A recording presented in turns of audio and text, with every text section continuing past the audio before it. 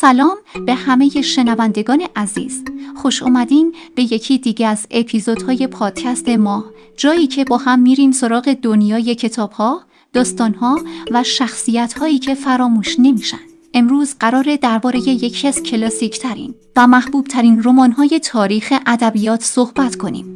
غرور و تعصب نوشته یه جین آستین، نویسنده‌ای که با قلمش دنیای زنان، عشق و جامعه قرن 19 رو به تصویر کشیده. این کتاب فقط یک داستان عاشقانه نیست، بلکه پر از نقدهای اجتماعی، شخصیت پردازی‌های قوی و دیالوگ‌های هوشمندانه است که هنوز هم بعد از 2 قرن حرف برای گفتن داره. پس اگه دنبال یه داستان پرکشش با شخصیت‌هایی که واقعاً زندگی می‌کنن و موضوعاتی که هنوز هم به روز هستن، این اپیزود رو از دست ندین.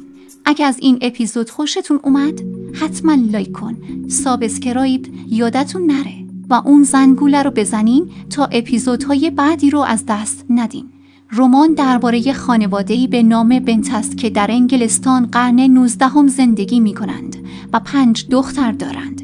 مادر خانواده، خانم بنت، تمام تلاش خود را می کند تا برای دخترانش همسرانی مناسب پیدا کند، چون ارثی خانواده به پسران می رسد و دختران در صورت ازدواج نکردند آینده این نامعلوم خواهند داشت. شخصیت اصلی الیزابت بنت، دختر دوم خانواده، دختری باهوش، مستقل و صریح اللاهجه است که برخلاف بسیاری از زنان زمان خود به دنبال ازدواج صرفاً به خاطر پول یا موقعیت اجتماعی نیست.